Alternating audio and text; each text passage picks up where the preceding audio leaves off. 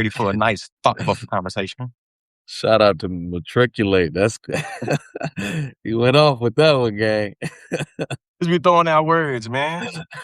And yo, so you were on the debate team, like you or professionally debating. That's like, Yeah. that's a way that you cut your teeth. Like you For sure, tell for me sure. about that a little bit. You were speaking about that. So for everybody jumping on, we recently met. I've been a fan of what you do for a long time, but we recently met Bang. rocking with the homie Butch Ware, progressive candidate for California governor running under third party. And you were telling me about the debate team history, and I was like, man, the debate practice history, and I thought that was very interesting and explains a lot of your gift the gab too, though. Yeah, appreciate it. To be honest with you, man, I think the way I started this conversation as saying that a lot of people I debated against, they got recruited for think tanks that we currently dealing with policy from. So Heritage Foundation, the Federalist Really? Society, a bunch of those dark money people, a bunch of those conservative think tanks, they recruit debaters. You feel me? Ben Shapiro is a reject debater that wasn't good enough to really go against actual debaters, and that's the reason why he pick on non-debaters within the real world. You know what I'm saying? A thing I say that help me out, fam, really, is that I have a speech impediment. Like sometimes my brain working too fast and I stutter. So I went to like when I was young in school, I should take classes for my speech impediment.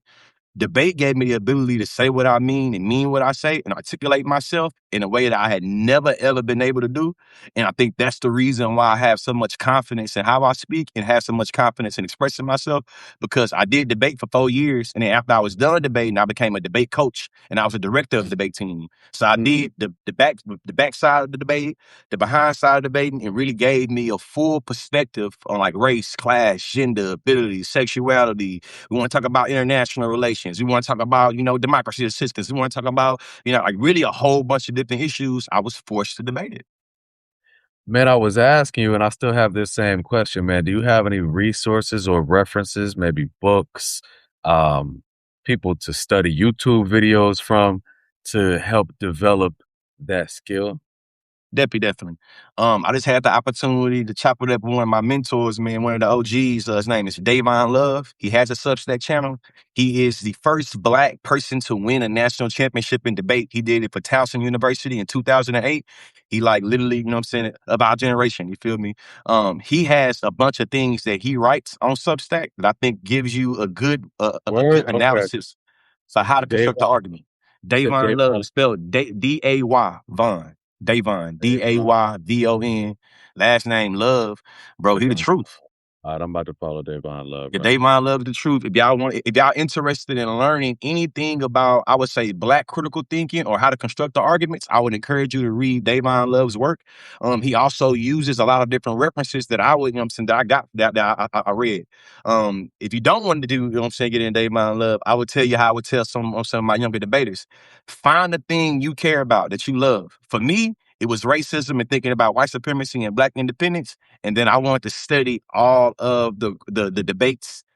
It did. So who are the people that have the best arguments against this? What are the best arguments for it? And then I'm really sitting with and analyzing how I go. So right now, there's a big conversation about Black liberals versus Black leftists. I would say whatever you define yourself as in that spectrum, go back to the archive and learn about the way that Black liberals and Black leftists have always been fighting, going back to the plantation, and then think about how that fits you where you at, and I think it's gonna make you make better arguments. Okay, that's funny because that's exactly the thing I wanted to open up with. So I saw this on Threads like 5 minutes ago. It's a dude being like, the people screaming APAC and Zionists never had a damn word to say about gerrymandering. Nothing about voting rights getting gutted. Silent on the Congo. Silent on Haiti. Silent on a dozen other issues bleeding Black communities dry. You unserious clowns help put the corrupt predator back in the White House. Jasmine Crockett isn't the problem. You are. So my muted response was about Dan Gertler. Dan Gertler is an Israeli businessman dominant in corrupt mining of diamonds, copper, and cobalt. If you want to be a lackey for the corporate Democrats, do that on your own merit. Don't bring us into it because we have concern that skinfolk politicians denounce fascism in one breath and support it in another. Man, I'm like, it's so funny to me when I see people touting opposition to literal genocide, in which the new numbers are showing at least 600,000, probably 1 million people killed in cold blood, slaughtered in Palestine, and saying that outright vocal opposition to that is the reason for the Democratic Party's failures. And Jasmine Crockett has become a very interesting figure in that because it's such a conflicting experience. You know what I'm saying? It's like she is a brilliant orator. She's one of the most effective vocal challengers For of sure. Trump, of fascism, of MAGA, of the Republican Party. And yet she is intimately, integrally intertwined into a global fascist machine as well because of the connections to AIPAC, because of the connections to the Israeli machine. Um, I think recently she's in under fire, right, for some support of Yeah, different Wesley Bell, politicians. people going back and forth. Did she endorse Wesley Bell? Did she not endorse Wesley Bell? I leave it up to the people. I've been jumped so much about people. I've been jumped so much when it comes to being critical about the Democratic Party that I believe that neoliberalism has successfully co-opted the Black identity. And if you attack the Democratic Party, some folks see it as you attacking niggas. You see what I'm saying? So for me, it's not even just about AIPAC. It's not even just about Israel. You know what I'm saying? It's thinking about how can you stand for Black people and you side with individuals that are perpetuating incarceration for Black people, that are perpetuating disparities of healthcare for Black people. It's not just they blowing up Palestinians. You see what I'm saying? For me, it'd be like this. For me, it'd be like this. Why didn't the DNC give us an autopsy report? Because they don't want us to really take account. They don't want to take accountability and responsibility for Oh how yeah, we lost that clown ass autopsy they did. Yo, they had a clown ass autopsy that just conveniently makes no mention of of the genocide. And that's why I thought it was interesting to talk to you about this, because as you uncover the layers, man, you see that what is happening in Palestine is integrally intertwined with what's happening in the Congo. It's integrally intertwined with what's happening in Louisiana. It's integrally intertwined with what's happening on the south facts, side of Chicago. Like when I was facts, in facts. Palestine, I started to peep the same multinational private prison corporations like Core Civic, Geo Group. They operate to keep my brothers in prison for 29 years at a time. They also operate to keep Palestinians detained for decades at a time. And they also operate in South Africa. These are the same multinational corporations. So when I see the just like politically misinformed at best and at worst, like completely disingenuous, spineless niggas like this saying it by challenging. And let me respond to that question too. I want to Go- respond to that question too. I want to respond to what you responded to too. Cause I realized I started ranting about something else. Like, nah, I want to respond to that. I ain't mean to cut you off. Yeah, because that's why I wanted to ask you, because when I see them doing that, I think about that piece of critical research you did that I learned the other day, because Saul Williams was showing you love for it, where you Yeah. broke down how support for the genocide in Palestine is actually very connected to like the minutia of our experience statewide, citywide in But America, in our communities. Man, break that down for me one time, because that shit was cold. I feel like a lot of people have a false, uh, like a false binary, a false dualism. You see what I'm saying?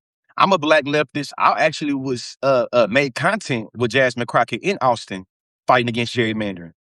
You know what I'm saying? I've talked with different politicians specifically that are fighting against gerrymandering in Tennessee. So the idea that in order for me to care about what niggas is going to in America, I gotta ignore what's going on in Palestine. It's a false dichotomy. This is what I say, man. I'm a proud Texan. I'm born and raised in Texas. When y'all look at them multi-million-dollar stadiums with our football here in high school, that's money laundering that comes from the Israeli oil gas industry. My state of Texas, is the #1 state for weapons manufacturing in the country. When we send weapons to Israel, how do we do it? We do it with weapons. We send aid to Israel, we do it with weapons. You see what I'm saying? We also know that when it comes to healthcare, Black people are fighting for healthcare right now. Reproductive justice, HIV research, everything that leads to our health disparities. They tell us that they can't do nothing for that. But they send billions of dollars annually to Israel. And what the Israelites give their people? Free healthcare, You see what I'm saying? My motto was education's elevation, bro. I'm still paying. I'm probably over $100,000 in debt for the degrees that I have. You smart as shit though. Man. Smart as shit. You see what I'm saying? But goddamn, I'm in debt. You know what I mean? Perpetual debt. Smart as goddamn shit. Hey, listen. Know Perpetual stuff debt about where, every motherfucking thing. as we talk, the unsubsidized loans is still accumulating interest as we talk right now. Yo. You know what I'm Oh, saying? that trap is crazy. And you know what's interesting too is that it's so connected to another argument that I found myself, deeply involved in, particularly when I was in Minneapolis. When I was in Minneapolis, I was collaborating with the Somali Students Association as they called for the general strike, protesting and fighting back against ICE terror. You know what I mean? Against boots on the ground fascism of the sort that we've always known as Black Yeah. people in America. But other communities are less inundated with. You know what I'm saying? And so calling for a general strike, calling for a people's movement, a rebellion, a show of force. And I found myself in the midst of that purgatory that one calls like Twitter spaces. You know what that is? You know what I'm saying? When, you know how niggas act on Twitter spaces. So they had this whole Twitter spaces that was like Chicago, they was like big Mensa calls for strike for ICE. And I'm getting on there and basically I'm hearing a bunch of people, some of whom I've even met, in Chicago, just like street ground level brothers and sisters being like, man, what happens with the with the immigrant populations, be it Latinos, be it Africans, etc., has nothing to do with us. It is none of our business, and it is counterproductive to the liberation of Black people. So I come, obviously, saying that I come from a school of thought inspired by Chairman Fred Hampton and the Black Panther Party. So I say, do you respect Chairman Fred Hampton as a Chicago person? Of course, they say yes. And I say, then how do you feel about the Rainbow Coalition, where Chairman Fred Hampton obviously connected the Black Panther Party with the Puerto Rican Young Lords, with the poor white group, the Young Patriots, in a show of multiracial proletariat working class solidarity. That's coalition. Yeah. always been the thing. All of my political heroes all preached internationalism and solidarity. But we're also at a moment now when the despair and the breaking the ideological continuation has been so effective that many of our people, many of our people, they believe that what's best for the black man and woman in America is to denounce and care nothing about the international struggle or the solidarity with other working class people. But it just doesn't hold up. It doesn't hold up ideologically. Like it's At all. straight fallacy. At all. Especially because they saying that trying to emulate a notion of white nationalism that even the white nationalists understood when they was practicing isolationist theory, the shit didn't work. You cannot vacuum yourself from the rest of the world and act as if the way that the political climate of immigrant populations that's always in proximity to Black people won't impact Black people. That's how I say it like this. Niggas have been the perpetually police people in America since the beginning of America. If ICE is a police entity that now is the most funded police entity in the world, you're gonna tell me a Black person that it won't have any impact on Black policing? That's crazy to me. On top of that, think about this. Right now, the white supremacist is trying to overturn the 14th Amendment for birthright citizenship, claiming it's all about the immigrants. You and I know that the 14th Amendment is a policy that comes straight from Reconstruction era. That was made about Black folks, about niggas. How in your mind do you think the white supremacists trying to push their mass deportation agenda and overturn birthright citizenship won't impact you, Black person? It's just like, what are we talking about? And then even this. Trump was really good at bamboozling a lot of our people into celebrating him because they hated drag queens or they hated immigrants. Mm. And that's something we got to sit with, bro. It's some people in our community, they hate drag queens and immigrants more than they love Black people. And that's the reason why they can be in coalition with white supremacists. You celebrate mass deportation? That's crazy. Insane. You know what? Some shit I was spitting the other day was like, man, when you break down West African societies pre-colonially, that quite a few of them, my culture included, as an Akan, from Ashanti region in Ghana, we've had words for like two-spirited, non-binary people forever. You know what I'm saying? That didn't even have negative connotations on them. We're Yeah, not criminalized. We're not illegal. Like I think it was Kojo Bessia or Obabarima. Like there's a handful of it's a man who is a woman or a woman who is a man who yeah, inhibits female characteristics, a woman that has male characteristics. Um, and you look and you see that like even in places where we're actively rejecting uh, colonial domination and the ways that it's poisoned and convoluted our minds, the transphobia and the homophobia are things that we're like, no, we're gonna keep that. we're where gonna hold, hey, we're hey, gonna hold hey, on to to me, I that. think that some people been thinking that like it's the attack on us. Like, so I still think it'd be like white supremacy wants to attack black masculinity and make us weak.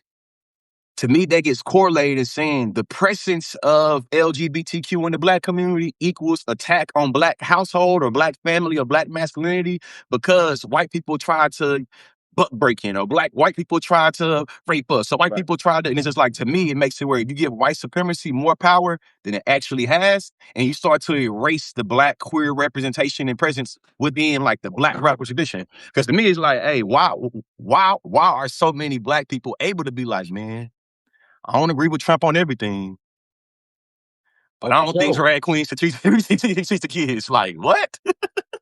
No, all day long. And something that doesn't click to me about it, you know what I'm saying, is I didn't grow up in the black church, you know what I mean? As like Yeah, as a Ghanaian and my mama white, like black church, I'm not intimately familiar with it.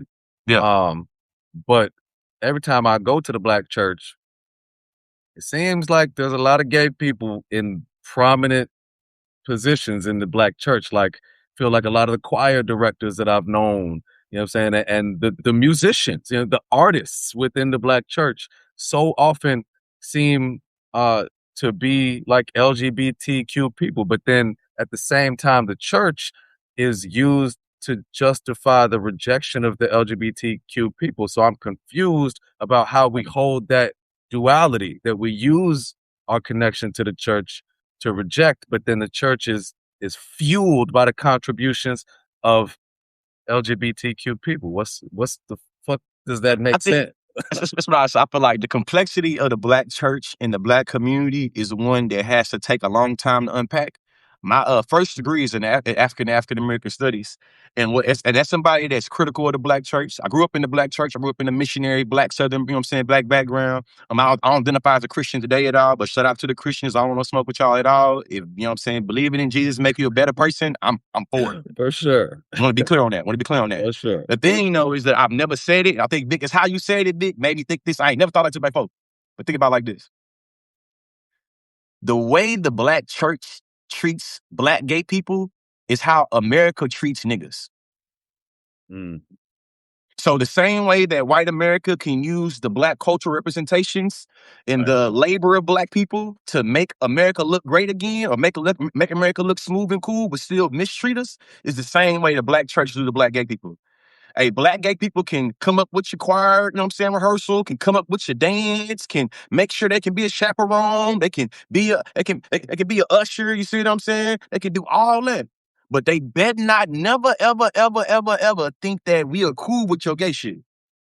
And this is like it's a lot of Patrick Manuel Johnson. It's a lot of authors that write about how black queerness, you feel me, or black queerness, or like how black LGBTQ people are uniquely positioned in the black church. Because to your point, it will be a obviously gay person that is doing this or doing that, but then they will chastise those Fueling. black persons. Fueling it, you know what I mean? And I love the music, obviously, in the black church. As a musician, that's what I Yeah, connect to the most. And I'm always shocked by that, but not shocked because that also is like the basic, a basic uh tenet of organized religion, you know, in so many cases. Like I'm a Muslim and I started practicing Islam like 5 years ago. So I'm a revert to Islam.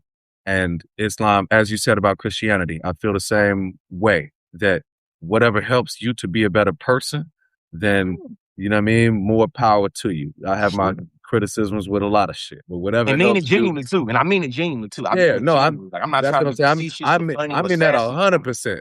I've I'm like, even since I started, because I used to be very anti-religious though, to be honest. You know what me I'm saying? too. Just like just growing up how I did and like, for obvious reasons. I used to be very anti-religious. As I came into Islam, I studied the Bible a lot too though, because and the Bible is so infinitely valuable to the lessons and the stories that it gives me. I mean, I use them daily. So, but speaking about Islam helps me to be a better person in so many ways. It helps me to be more honest in my relationships. It helps me to be more cognizant of the way I treat people. It helps me to be more generous. I mean, it helps me to give more charity. And at the same time, the way I came up in Islam in like a street corner, like hood level mosque with Yeah, brilliant imam and a very mixed congregation of like, you know, people that had come up from the Nation of Islam and street dudes, like Stones, and then like Arab cab drivers and Nigerians. It's like yeah. a very Chicago. working class Chicago mixture of people. Yeah, But like what I'm getting at is that within that experience of Islam, man, the homophobia is so goddamn rampant. The shit's so crazy. You know what I'm saying? It would be like the speeches that'd be going on would be like, yeah, because somehow niggas think that being gay is gonna get them. And it's like everybody, whoa, and I, like, and I feel a way about that. I'm not gonna lie. You know what I mean? I feel a way yeah, about it because people in my family are queer. You know what I'm saying? Many of my loved ones outside of my family. You know what I'm saying? But yeah, just like I believe in the liberation of queer people. So when I'm sitting in there and so much of the conversation is so homophobic, I don't connect to it, and yet still I appreciate the religion because it's helping me as a man to be a better man. But I'd be lying if I didn't say I felt a little fucking phony too though, because I feel like I got a privilege to like be okay with your yeah, dehumanization yeah, because yeah, it yeah. It's real doesn't though. like affect me. Obviously if It's real though, bro. That's it real. doesn't affect me the same way. Obviously Yeah, if they was up there like, yeah, because black people is, they're thieves. Ha ha ha ha ha. Like right. I couldn't Yeah, come back the next day. definitely. You know Straight what I'm up. saying? So it's like it's interesting with organized religion like that because I'm like, man, the same contradictions I'm pointing out, obviously in the black church, I'm experiencing those in the mosque. You know what I mean? And it's like, But let's sit right here for a minute because if I'm being vulnerable, this is what I'm fearful of as a nigga that's down south. Right now, the Trump administration is being very intentional with how they stream Christian values and Christian doctrines within their administration. And a lot of our people is being hoodwinked and bamboozled because of how they're pushing white Christian nationalism specifically. And I think they're able to sensationalize policies around women equality because they feel like that shit is ungodly, and they're able to criminalize legislation around LGBTQ. And what I find, you know what I'm saying, going to this, back to this, is like, hey, in 2024, when I was talking about the importance of niggas, you know what I'm saying? Hey, if Trump get in office, he can appoint this many more Supreme Court justices. We can't let this happen, y'all. A lot of them was like, hey, I don't agree with everything he do, but I cannot stand for men to be in women's sports. And I was like, so you think men and women's sports, you're misgender and trans women, but I'm gonna take that there. You think this outweighs the material reality of how niggas gonna be impacted by his policies? So you think a policy for women, for women's sports is gonna be better for black people than actual policies? And as you get to, black women exist and black women are trans women as well, but it's like, I'll be with you, be like, I'm confused, y'all. What we doing? man, one of the things that we was planning on talking about was the ways that patriarchy emotionally cripples black men while black women disproportionately absorb the consequences of the emotional repression Yep. and violence. Um, I think in the same way that racism is a scourge on white supremacist people, on white people, patriarchy also is a scourge on us as men. My sister gave me a bar the other day. She was like, man, we so often say that white people need to be on the front line combating racism. They need to be communicating with each other about how the fuck we can how y'all stop doing I that. know you You know going what I with this too. mean? For sure. And then at the same time, we say that Jewish people need to be combating Zionism. So it would seem that men need to be combating patriarchy. When you get there, it gets very sensitive and it gets very emotional and you hit a wall. You know what I mean? Like I think that a lot of what goes on with Megan Thee Stallion is like the perfect Perfect example. depiction of men's like blind fucking allegiance to patriarchy because I see niggas that um I know have a heart, have a spine in so many other ways. And when she was shot, niggas acting like they need as many forms of ID and proof as they want at the DMV for you to get a license in order to believe that And for me, gunshots in her foot it came from a gun and somebody had to get, no, it was glass, Vic. It was glass. It was glass. She lied. I'm fucking mind blown because I got two sisters and I'm just thinking about it in the context of if my sister's with niggas and my sister gets shot, it's done. Nigga And shot my yeah, sister, it's over with. You know what I'm saying? so like, I don't need to keep I don't need 10 trillion forms of ID in order to care that my sister got shot and she was with some niggas. You know what I'm but saying? then they Like, did all that just to justify her being shot in the end. And for me, it was like, what does it mean for a bunch of hyper masculine gangster niggas that talk about what they're gonna do to other niggas, feel so victimized and so sensitive about Meg Thee Stallion dancing to this nigga and to justify her being shot? Because to me, the conversation we just got done having about religion, to me, it is the structure, the root of patriarchy. When it comes to religion and Father Abraham having many sons and how we think about what it means to be a man, it's about being a patriarch. And because so many people have a divine understanding of being a patriarch and Father Abraham had many sons, they believe that they do anything to sustain that hierarchy of men over women, masculine over femininity. That's what patriarchy is. It's male domination over women. And some people, bro, I've accepted that some men, white men, black men, native men, Hispanic men, really believe that patriarchy is divine. 2 plus 2 is 4. The sky is blue. Birds chirp. Dogs bark. And men supposed to be over women. Like something wrong with you if you don't see this. And that's what we have going against us. What we have going against us is almost every religion says that we have to have male domination, and some people think that male leadership equals male domination. I think as a man, you can lead without being a sexist, misogynistic asshole. And some people, a lot of men believe that in order for them to dictate their dominance, come at the expense of women. Or in order for me to show how manly I am, I gotta either go sexually conquer some women or I gotta beat a bitch up. And that's literally how they say it. You see what I'm saying? It's just like, this is what's going against us. And it makes it where people have an issue with my politics. A lot of people don't like my politics, specifically around gender. They call me a simper, a panderer. You feel me? Hey, believe this, bro. If you Google my name, consciously brick lady. This Brick woman, lady? brick lady, consciously brick lady. This black woman got hit in the face with a bottle and it left it left her face swollen. Because the Houston Police Department said that she was justifiably hit because she said she was hit with a brick, but it really was a bottle. And them saying, hey, she lied consciously. So you have niggas right now that still believe to this day, if a black woman is lying and she gets hit, it is justified. For me, listen. You say she hit her first. If a woman hit me and I hit her back, I'm a whole ass nigga. If a woman hit me and I pick up something and hit her back, come on, fam. That's what you're gonna see. You're gonna see a bunch of think pieces. Consciously is a simp and pandering. You don't want to admit that he wrong. Fam, this a woman being hit. You're trying to justify a woman being hit on sake of the law. Yeah, I'm standing on that. But to me, it's like patriarchy. To me, these are all examples of patriarchy. Even like rape culture.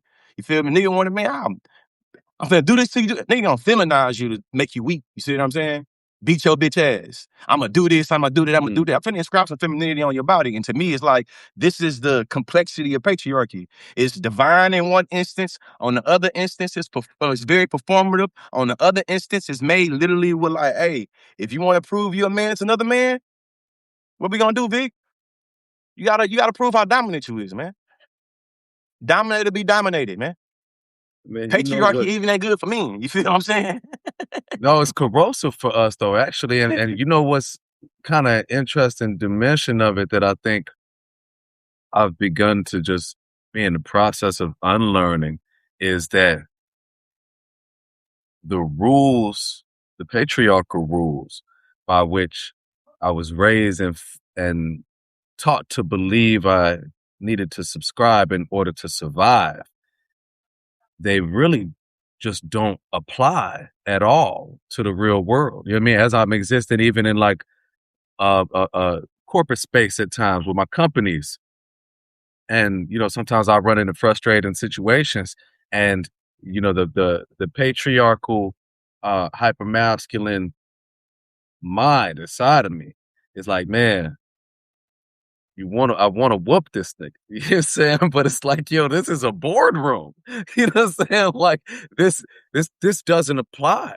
It's It not just the pride. it just absolutely doesn't apply. Not And a pride. it's counterproductive because I have to emotionally mature beyond that to be able to express myself, and not only express myself, to accomplish my aim without the need for domination. You know what I'm saying? Without the need to rely on some form of physical domination, which is really a lower level of strength.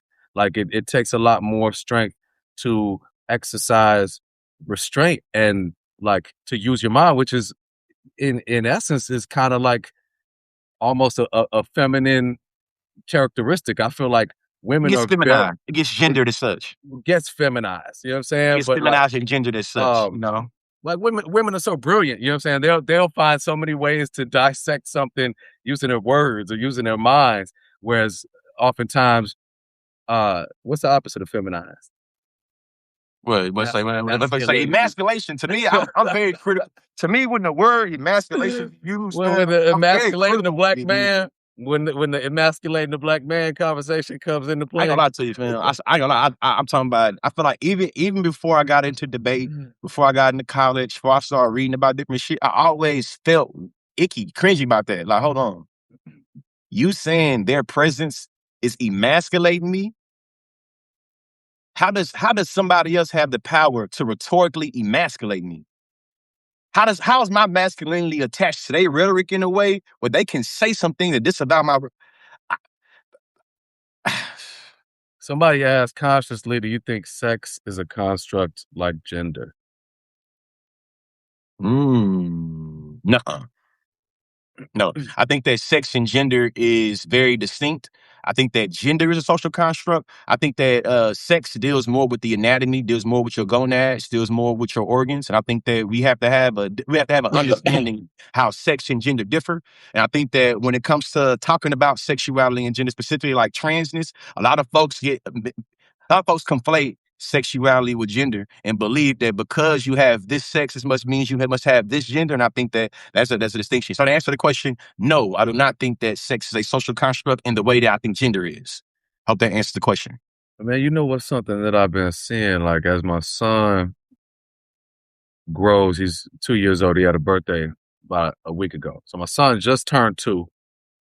And one thing I am seeing in his school and daycare and his interaction with his friend group, a bunch of little boys and little girls, there are many concrete, like real differences For sure. between the little boys and the little girls. And I don't think that in like the expression of a desire for liberation and equity, that like the inherent qualities that are not ubiquitous to everybody, you know what I'm saying? But in general, you see that the little girls, their speech develops a lot faster. He has a cousin who's like maybe a month apart from him, Huh? and her speech, like she has had longer sentences than him, For sure. more words than him for quite a long time.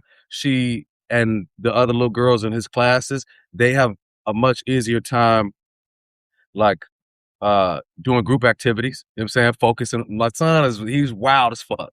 Him and a Yeah. bunch of the little other boys, it's like they just take off running and run into a wall. You know what I mean? Like they're they are developing in concurrent tracks, but honestly in different ways. You know what I'm Yeah. saying? Yeah. And obviously, no blanket uh categorization is gonna work for all human beings. But it is something that I see, which is one dimension I don't think is left out of the gender and sex conversation, but it's something that's just come into my field of like understanding as I watch my son grow and be like, okay, so I don't know exactly how I characterize that, but there's clear differences, you know what I'm saying, between Yeah. the little boys and the little girls at this age. And yet it's of paramount importance to me as a father to make sure that I'm raising my son to never feel like whatever differences may exist, give him the right to impose upon someone else's sovereignty, someone Yeah, same else's thing. decision Pretty making, fine. their choices, you know what I'm saying? Or gives him any inherent um to be over one. You know what I Yeah, mean? To be like no better than superiority anyone. complex No over here, son. superiority, no inferiority. You know what I'm Yeah, saying? It's none of just that. like you can be different from Yeah. other people. You can be similar to other people in ways, but you are no better or no worse than anyone else. You know what I'm saying? And be honest with you, I think that's important. Is that when for me, most people that do this advocacy, it's never really negating the difference. It's how we start to place a hierarchy and a value on said difference and say, because this is different from that, this is better than that. You see what I'm saying? To me, this conversation right here is so pervasive. This part is that patriarchal violence knows the difference between how boys and girls, X, Y, and Z. And I want to be careful that I'm not engaged in any cis sexism or being heteronormative at all. But usually when we start talking about how girls mature quicker and faster than boys, that's how patriarchs justify fucking with little girls. You see what I'm saying? Mm, Think about it now. Think about it now. Think about it mm, now. From Chicago to Houston to LA, when we growing up and you go to the club, me ain't gotta be 21 or older. The girls, 18 or older. Think about how much has the truism that girls develop quicker than boys is used to functionally, you know what I'm saying, push them into some shit and not really give nothing. Think about it like this. We all can, as a society, can acknowledge that girls, women develop, speak quicker.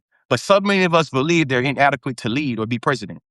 mm. So to me, patriarchy starts to breed into like a Yeah, paradox where it's like, you know what I'm saying? Because I agree with you. Listen, I got a daughter. My daughter is I 9, didn't she's know about to that. turn Damn, I 10. didn't know that, man. Yeah, That's I've what's been up. a parent for a decade Fire. in a week. You know what I'm Damn. saying? My son is Hey. 8. My son is 8. My daughter about to turn 10. You feel me? I got a second grader and a fourth grader, about to be a third and a fifth grader. So I'm very aware of this, and I've thought about it a lot, especially because when my kids was real young, that's when I was, hey, bro, when I was younger, like about 5, 6 years ago, that debate shit, I was really on it. Like even after my debate career was over. So I went and learned so much about child development, about child psychology, about when do kids start to pick up on gender roles?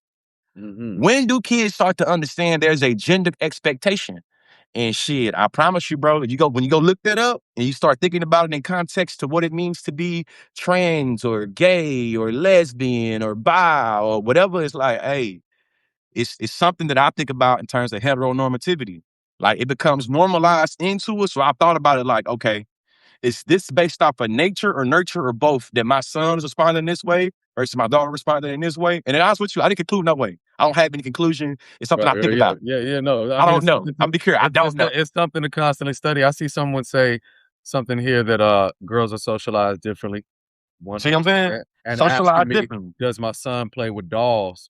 My son can play with He dogs. actually my son actually just found his first he has his first doll that he like. I mean, he's, like, Yeah. traditionally into he likes cars and, Elmo and shit like that. They're usually not human, but he do got a Miss Rachel doll right now that he like now he's asking for Rachel. But in so many other ways, the way that he presents, you know what I'm saying, at this point, it feels very like what I understand to be as masculine. Like it feels in the way, that I was. But it was something you said a second ago that made me think about Kamala's presidency. So, man, or Kamala's her presidential campaign. I felt like the Kamala presidential campaign was such a complex situation because it was so dominantly steeped in misogynoir, and it was so full of anti-blackness. It was so full of misogyny. Well, at the same time, there are so many valid critiques. You know what I'm saying? And Kamala's participation in the genocide in Palestine, Kamala's record as a prosecutor and, participation in the system of mass incarceration in that way. It was such a motherfucking layered uh conversation, you know what I'm saying? Because I I rejected so many things about Kamala for so long. And yet I also could smell how much niggas hate women throughout And it was undeniable. conversations with people. It was undeniable, fam. And Like how I said, and so how many women also felt Kamala was unfit to lead because she was a woman. I heard that so much. hey man, the internalization of hypermasculinity is something that I've learned. It's something that because I read a little bit of first wave feminism, a little bit of second wave feminism, a little third wave feminism, I learned the various ways that patriarchy and sexism, you know what I'm saying, becomes subversive towards women. And just like we call black people pygmies, like we call black people, you know what I'm saying, sellouts and things of that nature, I think there is also a similar position when it comes to women's progression, women's liberation. And I think that there a lot of women are incentivized to side with patriarchy, like a lot of black folks are incentivized to side with white supremacy.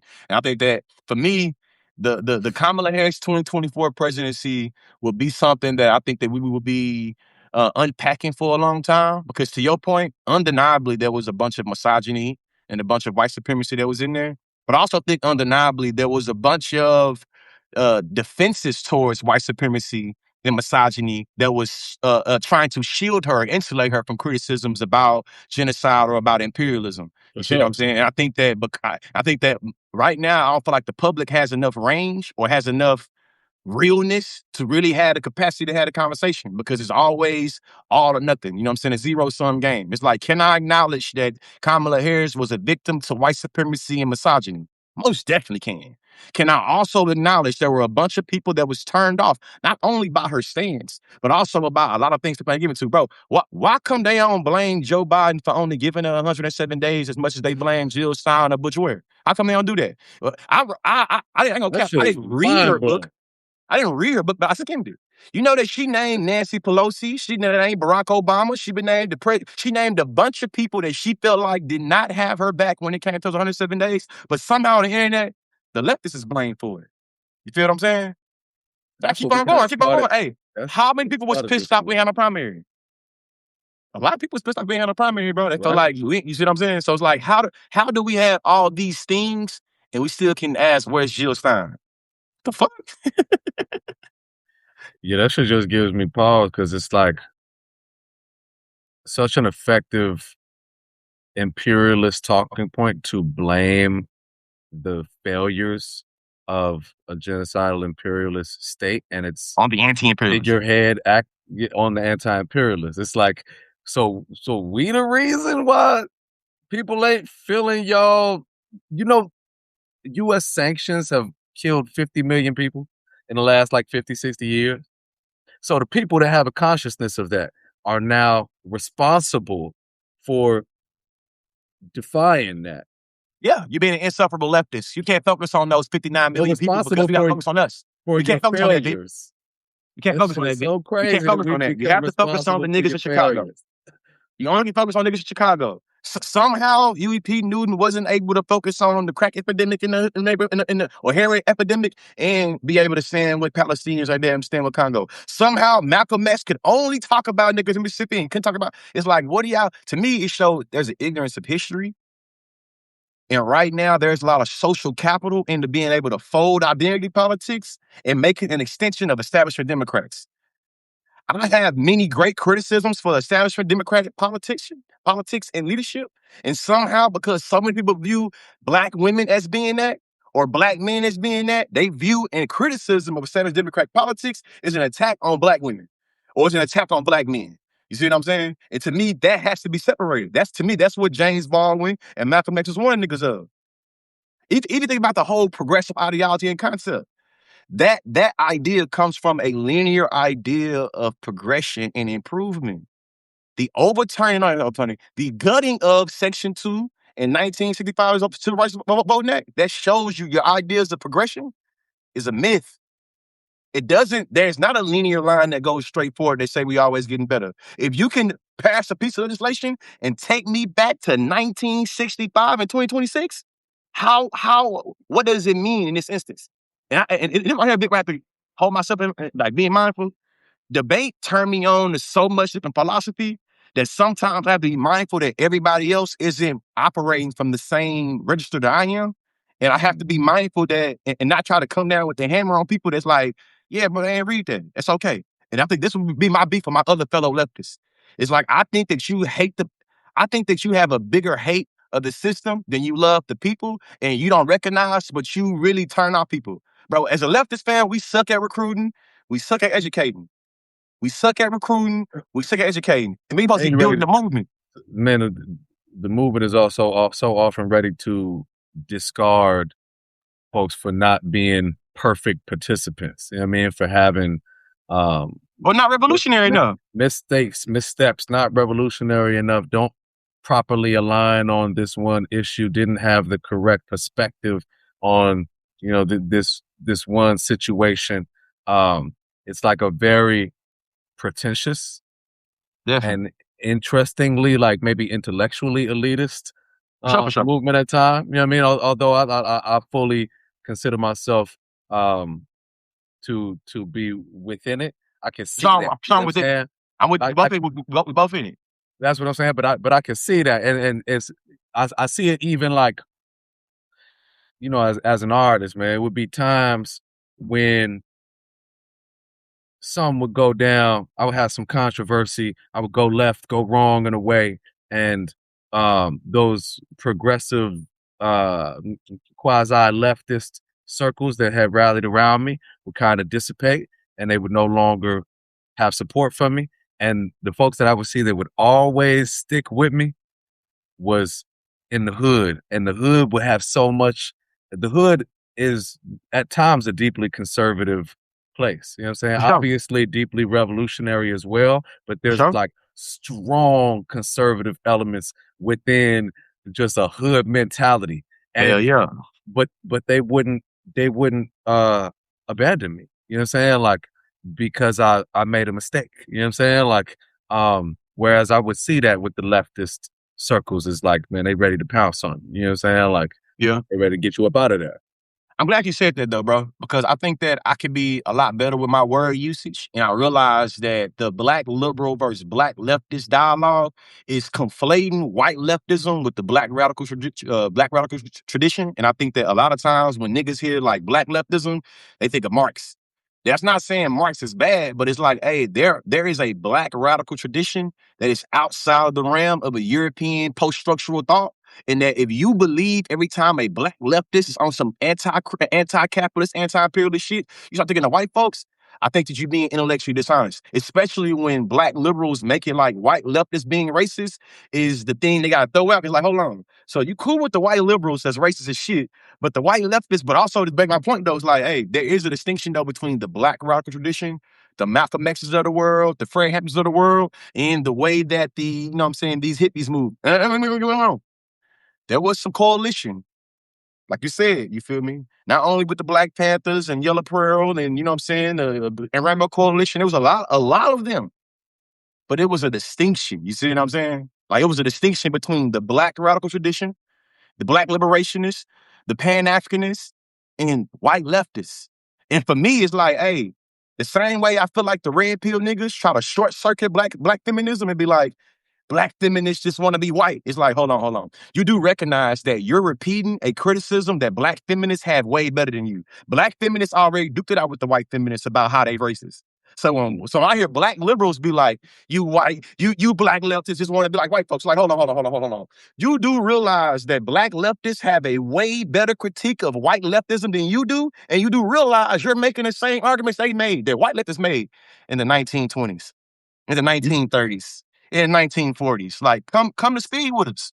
you said something earlier though that really encapsulates it all for me, which is that a love for the people has to reign supreme over all things. You know what I'm saying? I think that we can get into the into the discussion and sometimes even myself the trap of like liberalism and leftism and conservatism and Democrats and Republicans when ultimately like my only real allegiance is Nigga. a love for the people, is a love The for people are human all for beings. me, so I'm The prioritizing black people. in mine. I'm Yeah, prioritizing yeah, black, but I like all people. But I'm prioritizing right. black folks, and it's like I'm black first. I'm Yeah, left the second. yeah, I mean, even where I was kinda coming to was like that my allegiance is really to the human race. My allegiance is Really? to human beings, and that is the reason why I cannot support Jasmine Crockett through a Zionist APAC collaboration, although I love to see her quit back at Trump and the conservatives and MAGA, because I sat down in Palestine with a wizened old Bedouin man in a refugee camp who I promised I would tell his story to the world. He said, "Why are y'all here? Are y'all just voyeurs? Is this a voyeuristic mission? Like, if you here, then What's all I good? ask of you is that you are here not just to like be on a field trip, but to go and tell the world what you've seen here." And I promised that man, I promised that human being. So I'm like, man, I can't side with any ideology that is in support of the destruction of the people, is in support of the genocide of the people. You know what I'm saying? And I make the distinction too, though. I make a very clear distinction between um, revolutionary resistance and violence towards liberation from violence in furtherance of domination. You know what I'm saying? Yeah, It's like, it's not that I'm anti-violence. You know what I'm yeah, saying? yeah. Honestly, because if it comes to getting free, I'm Got pro that violence. You know definitely. what I'm saying? Like, I gotta get free. I feel like, fam, when it comes to Kamala Harris and Jasmine Crockett, I try to always tread lightly because I understand that so many black women identify themselves in those Mm. two people. So I understand that from my big platform, my big voice, you know what I'm saying, my millions of followers could come off as me attacking said black women that identify with Jasmine Crockett or Kamala Harris. So I tend to really like, be a coward almost and be like, let them have it. What I will say though, where we kind of differ just a little bit, is that I agree. I don't like none of her politics when it comes to Jasmine Crockett, when it comes to Israel politics. Really, I don't like her international politics. I'm going to say her international politics, I don't like it at all. But for me, the educator in me, you feel me, is like, and the educator in me and the belief in black people, especially black women, I feel like if I was able to have a conversation with her, public or private, that I'll be able to make a better decision if I'm really rocking with her. Like, are you redeemable or irredeemable? That's how I feel with her. Because it's like I've seen since October 7th, 2023, I done seen so many people go a little further left, and then go a little further left, and then go a little further left. So for me, and maybe I come from a black Southern Christian background, it's like, hey, I want to evangelize. I want to evangelize Sister Jasmine Crockett and tell her to come over here. You see what I'm saying? And I feel like that's maybe to a fault sometimes, but that's No, how no, I that's feel when not it to comes to a her. fault. I mean, I think also that goes into our last conversation about fault lines, about like the hard binaries of discarding people, you know, and I'd be lying if I didn't say I don't oscillate on this shit almost on a daily basis, feel differently. You know what I'm saying? But people ask me to clarify my points about Jasmine Crockett. We started this conversation talking about a tweet that someone said, the people screaming APAC and Zionists never had a damn word to say about gerrymandering, nothing about the voting rights getting gutted, silent on the Congo, silent on Haiti, silent on a dozen other issues bleeding black communities dry. You unserious clowns help put a corrupt predator back in the White House. Jasmine Crockett isn't the problem, you are. To which I responded, Dan Gertler is an Israeli businessman dominant in the corrupt mining of diamonds, copper, and cobalt in the Congo.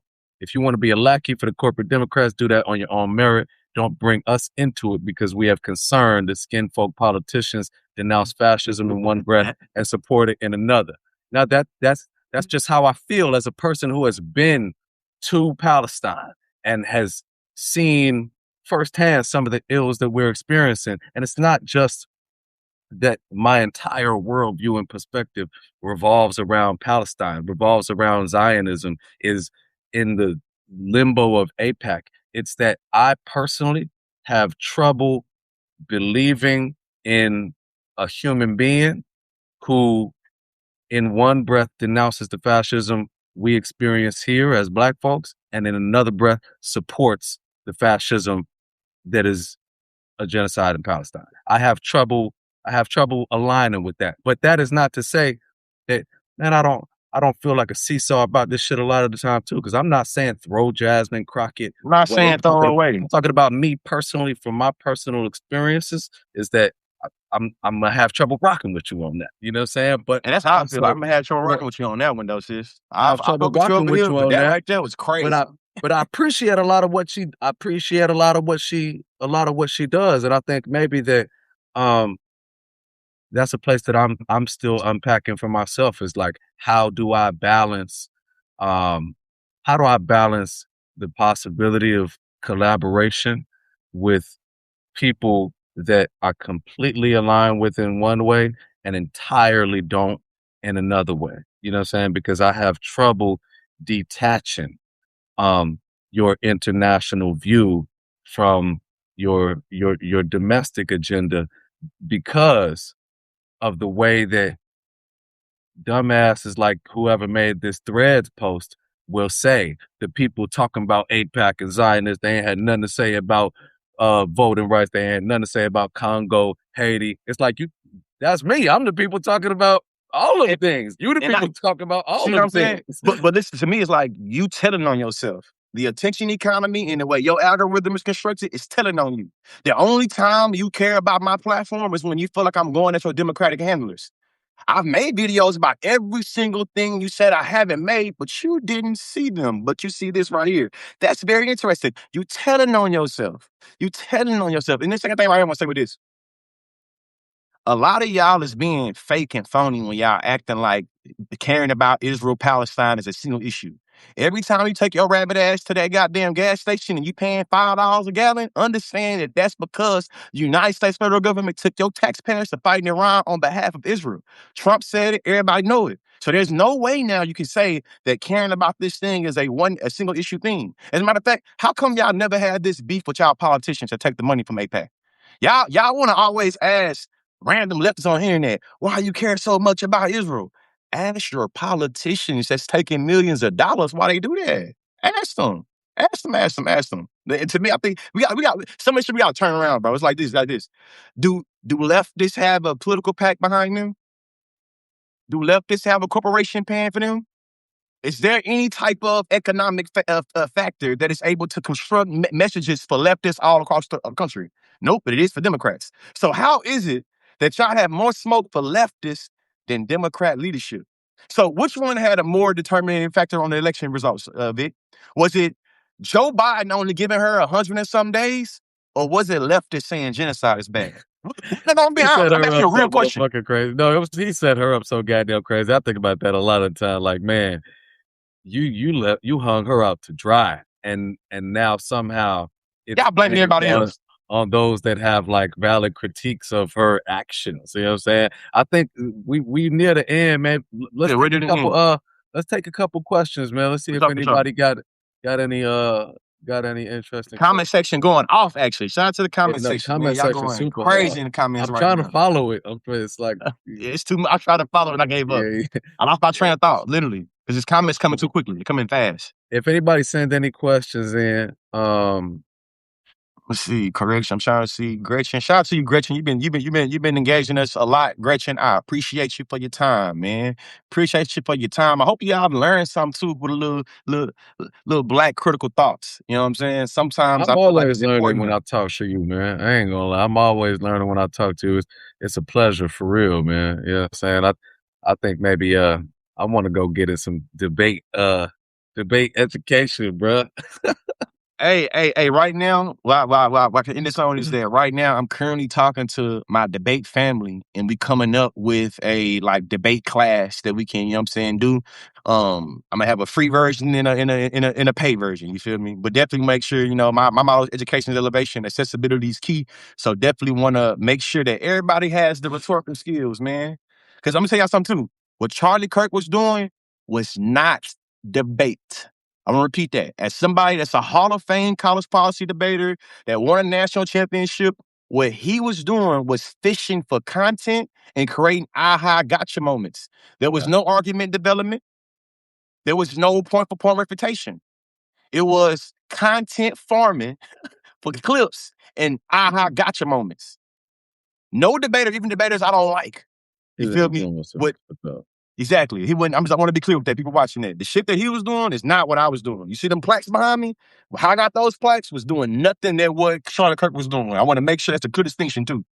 Mhm. Somebody said, "What's your views on reparations?" Which is obviously a big conversation right now as they try to give reparations to January 6th, which is fucked up. I mean, them niggas was dressed terribly. Shout out to Vince Staples. So at least maybe they get them some better outfits once they get them damn reparations. Hey, Uh, he's somebody yeah. I'm dying to talk to, bro. I can't wait to cross paths with Vince. Cause I know he gonna be. I could imagine our conversations, bro.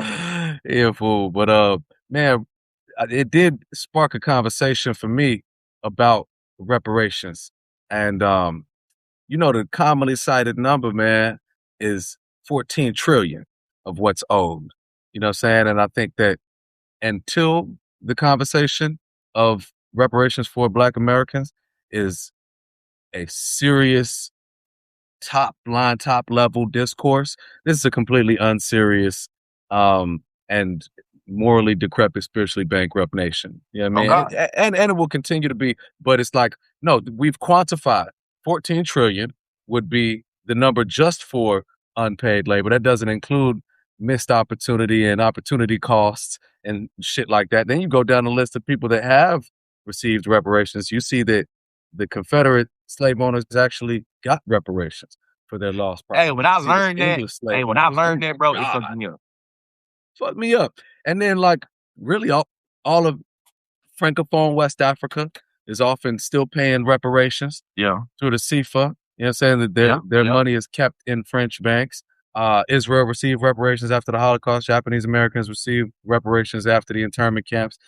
All of this comes back to a firm, deeply held belief, though, that's like down deep inside the shriveled heart of America and Western society that the African is an inferior human being Definitely. and That's what I think about reparations.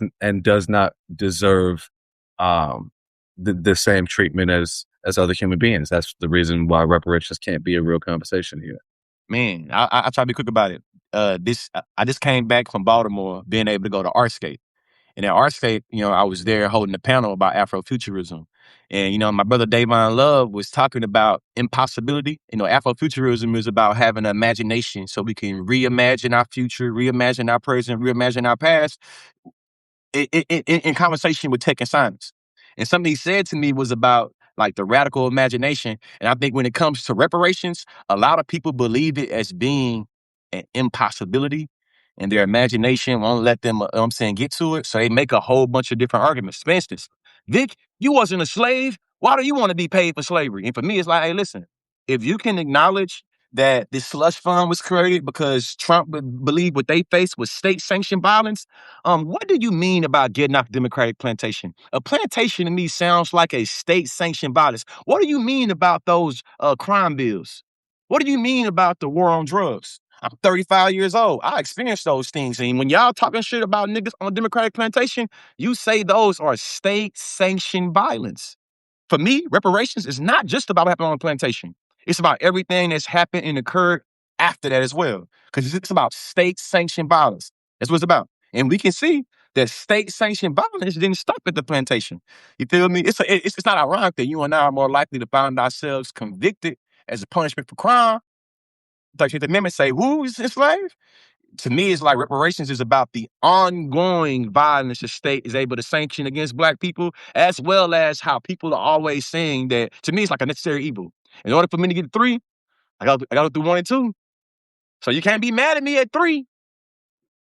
And what I did at 1 and 2, if you accept the number 3, and to me, it's how I view America views anti-Black crime and anti-Black violence. If you enjoy your cell phone or you enjoy that iPhone, Vic, how can you be mad about slavery?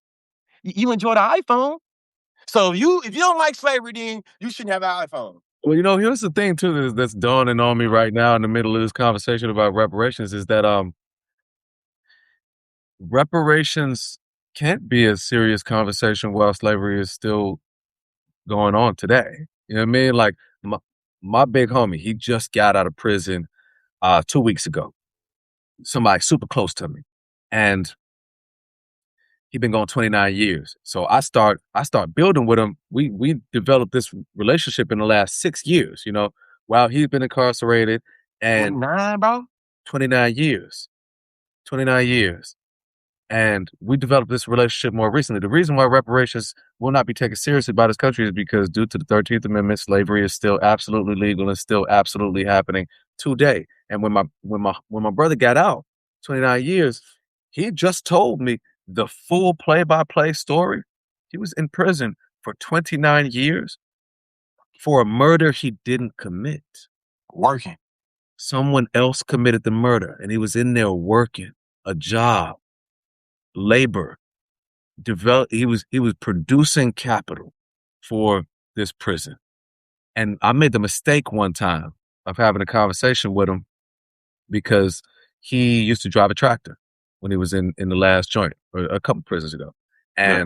And he looked forward to that experience because he got to get out the cell. I mean, ever since COVID, it's been like niggas be in the cell 23 and 1. Like you're in the cell 23 hours. Like you're under crazy, inhumane conditions. So the fact that he got to get away from his cellie and whatever's going on, like to be outside in the world like a human being was something he looked forward to.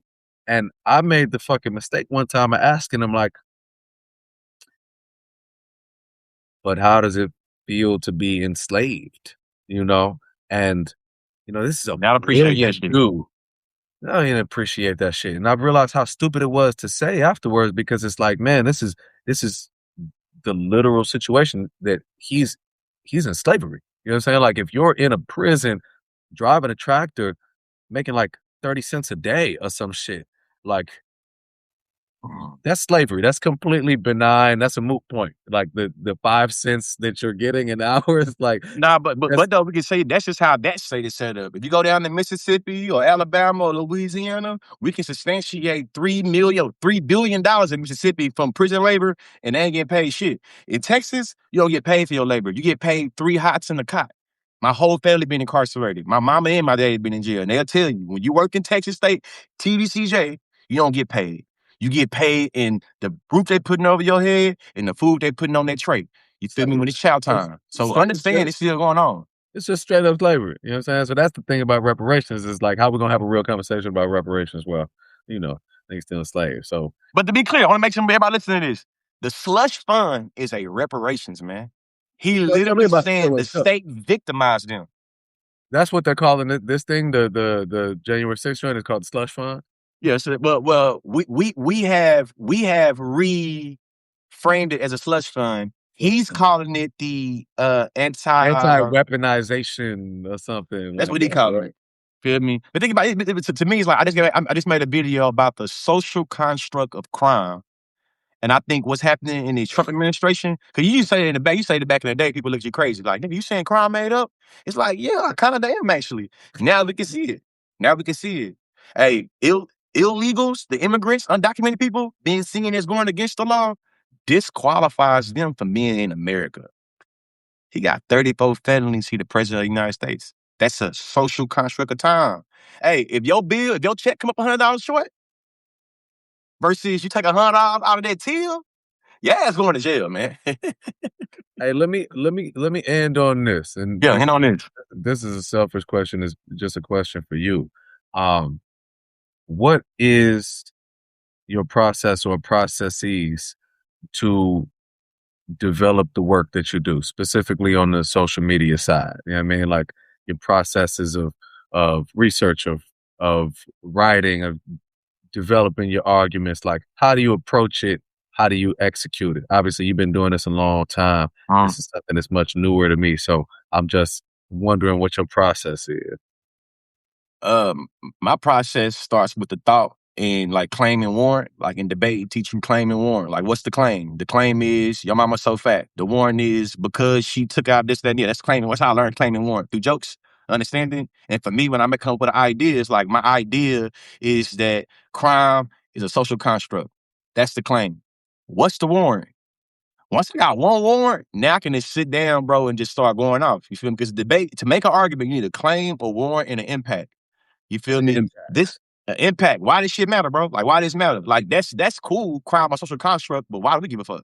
You know what I'm saying? Like, that's dope what you said. That Zionism shit, that was dope. But what's the impact?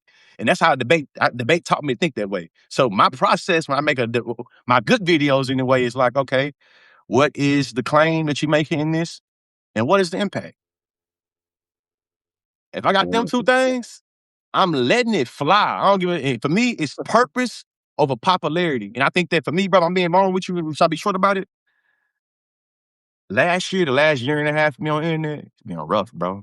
Like I'm talking about dog piled on, people making up shit, people talking about my wife, my kids, getting doxxed, all type of shit. You see what I'm saying? It made me be too apologetic, and it made me really care too much about how people feel about me.